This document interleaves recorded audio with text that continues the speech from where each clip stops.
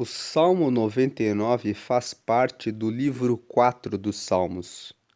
Os Salmos estão organizados em 5 livros na Bíblia original. Esses livros são coletâneas, reunião de salmos. Os hebreus organizaram os Salmos em 5 livros, que são o livro 1, do Salmo 1 até o 41, que reúnem a maior parte dos Salmos de Davi. Depois eles organizaram o livro 2, que vai do Salmo 42 até o 72, onde os filhos de Coré escreveram os Salmos 42 ao 49, Asaf escreveu os 50 e Davi escreveu o Salmo 51 até o 72. Depois eles organizaram o livro 3. E no livro 3, podemos dizer que eles reuniram a maior parte dos salmos de Asaf, porque o livro 3 vai do Salmo 73 até 89, e Asaf e os seus descendentes são autores do Salmo 73 até o Salmo 82. O 83 é de autoria desconhecida, o 84, 85, 87 foram escritos pelos filhos de Coré. O 86 foi escrito por Davi. O 88 foi escrito por Emã. E o 89 foi escrito por Etan. Então, nós vemos que existem vários autores do livro 3 dos Salmos.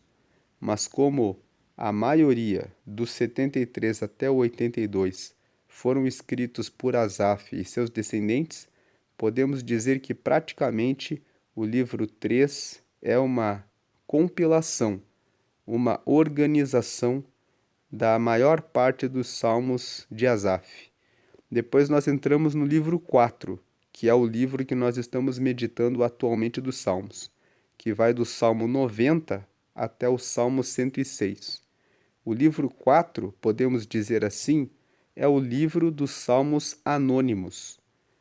Não existe indicação da maior parte dos salmos do livro 4. Nós apenas sabemos que o Salmo 90 foi escrito por Moisés, e o famoso Salmo 91, que fala: Aquele que habita no esconderijo do Altíssimo, a sombra do Onipotente descansará, é um salmo que também é de autor anônimo.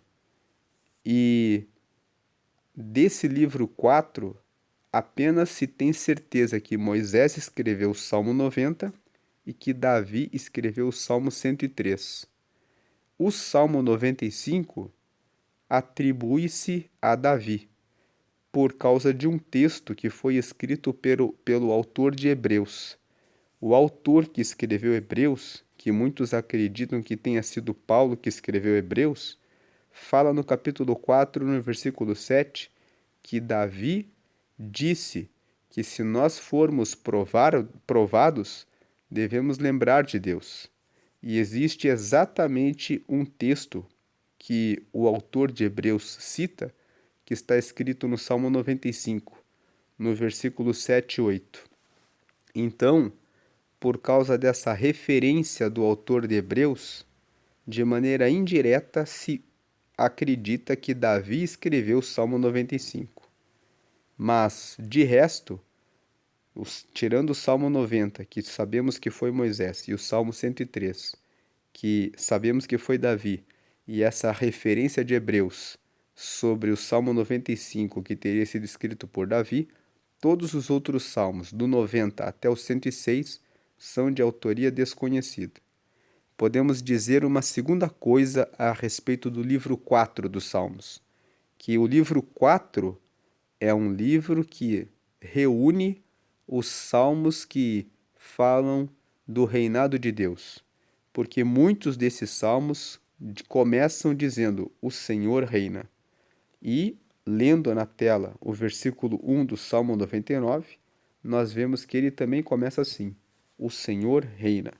Então aqui uma passagem de olhos. Veja aqui no versículo, no Salmo 92. Fala que é bom louvar ao Senhor. No 93, o Senhor reina.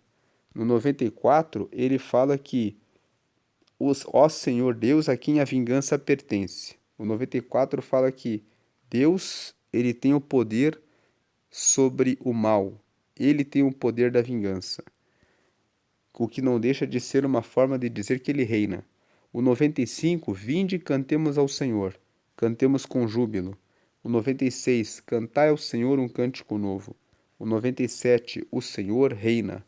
O 98, cantai ao Senhor um cântico novo. O 99, que é o salmo que nós vamos meditar hoje, o Senhor reina. O 100, celebrai com júbilo ao Senhor, todos os moradores da terra. O 101, cantarei a misericórdia do Senhor. O 102 é o único salmo do livro 4 que destoa um pouco.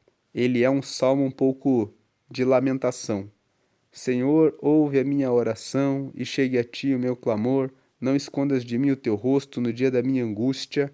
Inclina para mim os teus ouvidos no dia em que eu clamar, ouve-me depressa. Então, o Salmo 102 é o único salmo que destoa um pouco. O 90 fala sobre a transitoriedade da vida. O Salmo 91 fala da segurança no Senhor.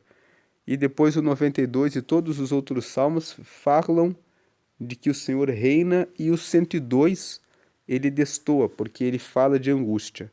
Depois o 103, que foi escrito por Davi, é bendize a minha alma ao Senhor, bendize a minha alma a Deus. Depois o 104, bendize, ó minha alma, ao Senhor. Depois o 105, louvai ao Senhor, invocai o seu nome. E o 106, louvai ao Senhor, louvai ao Senhor.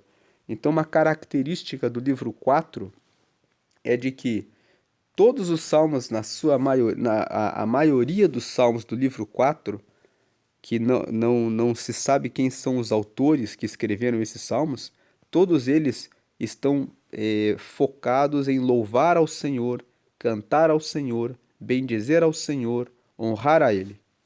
Essa é uma característica do livro 4. Quando você entra no livro 1, que vai do Salmo 1 até o Salmo 41, que são os salmos de Davi, todos foram escritos por Davi, você vê que existe uma alternância dos salmos. Tem salmos em que Davi fala que ele deitou e dormiu, pegou logo no sono, o Salmo 3, o Salmo 4.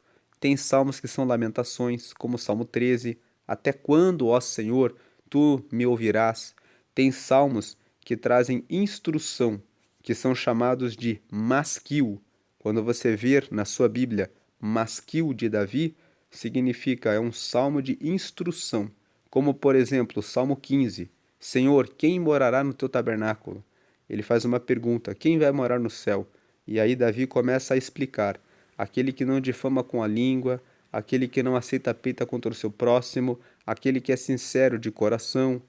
Aí depois no Salmo 24, ele fala, também é uma instrução: do Senhor é a plenitude da terra, o céu e todos os que nela habitam. Ele está ensinando que Deus é que é o dono do mundo. Então existem ensinamentos. Então os salmos eles podem ser cânticos o salmo primeiro é um salmo instrutório.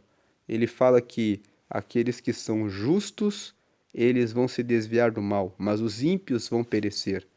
São salmos que trazem ensinamentos para a vida. Então os salmos eles podem ser cânticos, eles podem ser lamentos, eles podem ser instrutórios, que são os masquis, né, ou masquil, que são salmos que revelam instrução. Podem ser salmos também de imprecação. Os salmos imprecatórios são aqueles salmos em que se pede a morte do inimigo. O Salmo 35, Davi fala que o Senhor pleiteia sua causa contra o seu inimigo, que os inimigos sofram. O Salmo 41 fala que o inimigo sofra. E o Salmo 109, Davi é o autor, no livro 5, que vai do Salmo 107 até o Salmo 150, o Salmo 109, que está lá no livro 5, Davi pede que a esposa do seu inimigo seja viúva e os seus filhos sejam órfãos e que Satanás esteja à sua direita. Então essas orações são as chamadas orações imprecatórias. As orações imprecatórias são orações que revelam a sinceridade diante de Deus. Não estamos autorizados a fazer essas orações desejando a ruína e a morte dos nossos inimigos. Jesus deixou em Mateus, no capítulo 5, 44, o registro de que devemos amar os nossos inimigos. Quando ele estava sendo crucificado na cruz, ele disse: Pai, perdoa-os porque não sabem o que fazem. E a Bíblia deve ser lida sempre em sua unidade. Nunca se lê um versículo isolado e se chega a uma conclusão. No versículo isolado de Salmos, pode existir petições imprecatórias. Mas essas petições, quando você lê um salmo imprecatório, sempre existem palavras na sequência que dizem: Mas eu confio no Senhor, porque é o Senhor que tem a justiça e a quem pertence a vingança. Então, se em toda oração imprecatória tem esse final, pedindo que Deus é que realize o julgamento, então significa que eles estavam apenas desabafando diante de Deus. Mas no final, todos sabiam que a justiça pertence exclusivamente a Deus e que não deveriam guardar esse tipo de sentimento. Então, devemos saber que as orações imprecatórias são manifestações sinceras diante de Deus. E falamos que os salmos são reunidos em 5 livros, que são, na verdade, 5 coletâneas, 5 reuniões que os hebreus fizeram, reunindo os salmos para comporem o livro dos Salmos. E mais uma informação é que na Bíblia original o livro dos Salmos chama-se Tehillim. Se escreve Tehillim e que significa louvores. Embora o nome dos Salmos, o nome do livro seja Louvores, nós vimos que existem alguns salmos que são lamentações, como o Salmo 13. Existem salmos que são instrutórios para dar ensino. Existem salmos que trazem uma canção, são cânticos. E existem salmos que são imprecatórios. Especialmente os salmos do livro 4, do que nós estamos agora lendo, são salmos que honram a Deus, que dizem que o Senhor reina, que nós devemos louvar ao Senhor, que nós devemos cantar ao Senhor, como nós acabamos de ver quando passamos os olhos do Salmo 92 até o Salmo 106. O Salmo 102 é o único salmo de lamentação, é o único salmo que é um pedido de socorro para Deus que nós temos aqui. Agora vamos ler o Salmo 99. O Salmo 99 nos fala que o Senhor reina e nos fala que ele tem justiça e juízo e ele reina como santo. Quando nós dizemos que Deus é santo, e o livro de Apocalipse vai revelar que quando chegarmos na glória, os anjos cantam Santo, Santo e Santo, nós estamos dizendo que Deus é altíssimo. A palavra santo vem de kadosh, que significa separado. Então, você deve estar pensando, então os anjos cantam separado, separado, separado? Não é nesse sentido, é separado no sentido de que ele está no alto e nós estamos aqui embaixo. Ele está separado de nós nas alturas. Ele é o Altíssimo. Ele não pode ser tentado pelo pecado. Nós conhecemos o bem e o mal, e o conhecimento do mal nos faz sermos tentados a praticar o mal. Deus sabe o que é o bem e o que é o mal, mas o mal não chega nem perto dele, porque ele é totalmente puro, totalmente reto, totalmente justo, totalmente perfeito. Ele conhece o pecado e o pecado não faz nem mesmo cócegas, não chega nem perto dele, porque Deus é totalmente santo.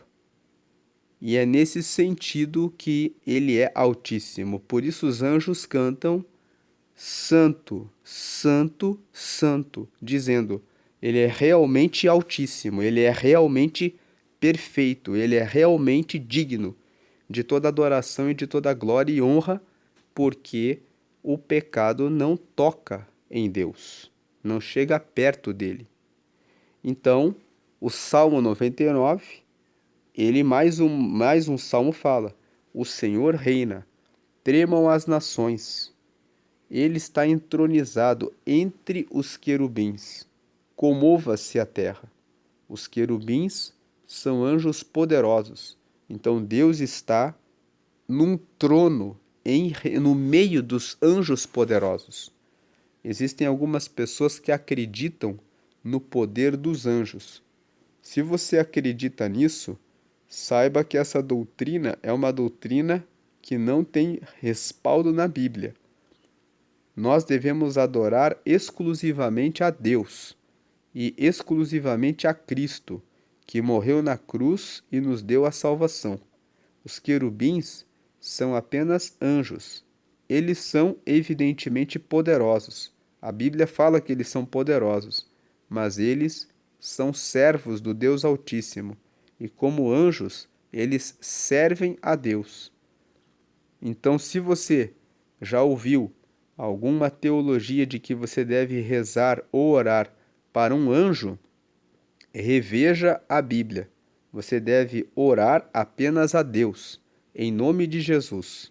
E os anjos não são dignos de adoração. Eles são como nós. Eles são criaturas de Deus. Foram criados por Deus para cumprir propósitos específicos de Deus. Em Hebreus, no capítulo 1, no versículo 14, está escrito que os anjos são ministradores das bênçãos do Senhor. Os anjos, quando nós lemos na Bíblia, nós sempre vemos eles entregando recados de Deus. O anjo Gabriel, que foi até Maria para entregar o recado de que ela receberia a graça do Espírito Santo.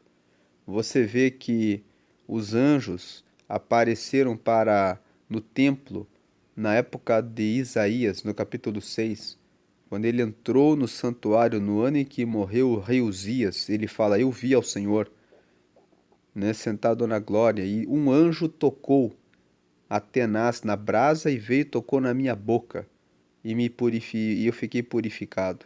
Então o anjo, ele estava cumprindo um papel, uma função. Todas as vezes que você lê a Bíblia, você vê os anjos realizando uma tarefa que foi dada por Deus para comunicar alguma coisa de Deus para as pessoas. Então eles são os ministradores das bênçãos de Deus. Deus envia o anjo para derramar a bênção. Quando você lê o livro de Daniel também, Daniel jejuou durante vários dias e de repente chegou o anjo que tocou nele e disse que desde o primeiro dia em que ele aplicou o coração a buscar a Deus, as palavras dele foram ouvidas, mas o anjo das trevas, o diabo, impediu que ele entregasse a bênção para Daniel. Mas veio o anjo Miguel e guerreou para que ele pudesse entregar a bênção que Daniel estava esperando. Então nós vemos nessa passagem de Daniel um texto que nos fala que existem anjos que lutam no reino dos céus para que os santos recebam as bênçãos que são ordenadas, enviadas por Deus. Então são os anjos que carregam as bênçãos e trazem as bênçãos de Deus. Então, o Salmo 99, na primeira parte, fala que o Senhor reina e que Ele é grande, tremendo e santo. Essa é a primeira parte. E vai do versículo 1 ao 3. O Senhor reina, tremam as nações. Por que tremam as nações? Porque Ele é realmente poderoso e terrível. Ele é realmente grande. Então, as nações, as pessoas devem tremer diante da grandeza e do poder de Deus. Quando nós lemos o Antigo Testamento, nós vemos que em uma certa ocasião Deus estava no monte e para se revelar ao povo, e o monte fumegava. E Moisés chegou perto e o Senhor falava poderosamente. E o povo de Israel ficou com tanto medo que disseram para Moisés que você fale com Deus e comunique para nós o que Deus quer de nós, mas nós não falaremos com ele. Tamanha era a manifestação da glória de Deus. Eles ficaram com medo diante do poder, da grandeza de Deus. Então o Senhor reina, tremam as nações. Ele está entronizado entre os querubins, comova-se a terra. 2. O Senhor é grande em Sião. Sião é o nome de um monte que fica na cidade de Jerusalém.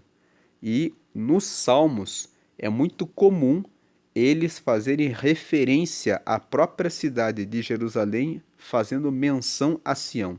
Eles dizem: o Senhor é grande em Sião, o Senhor está em Sião, o Senhor é grande em Sião. Eles estão dizendo que o Senhor está com eles, com a cidade de Jerusalém, que o Senhor está com eles. E Jerusalém é a capital de Judá, do reino de Judá, e a capital de Israel. Então eles estão dizendo que o Senhor está com eles.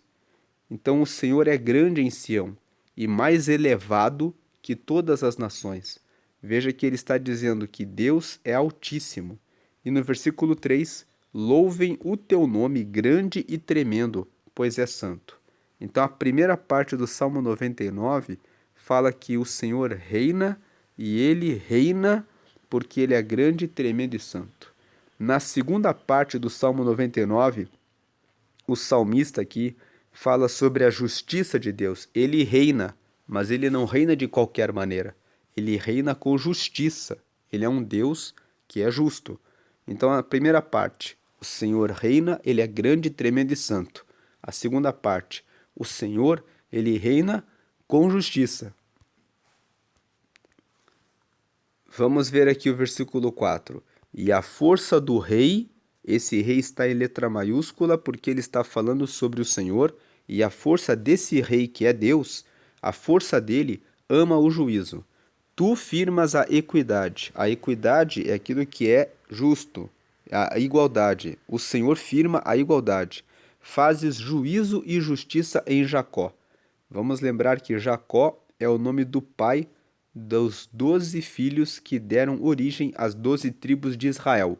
Quando o salmista fala assim, fazes juízo e justiça em Jacó, ele está dizendo que o Senhor é aquele que faz os julgamentos e ele faz a justiça em relação aos descendentes de Jacó, em relação ao povo de Israel. E quando ele cita o nome de Jacó, ele está dizendo que Deus sempre faz juízo e justiça. Deus já fazia na época de Jacó. Deus sempre foi justo. E aí o versículo 5: exaltai ao Senhor, nosso Deus, e prostrai-vos diante do escabelo de seus pés, porque ele é santo. Então aqui ele está reforçando, o Senhor é santo.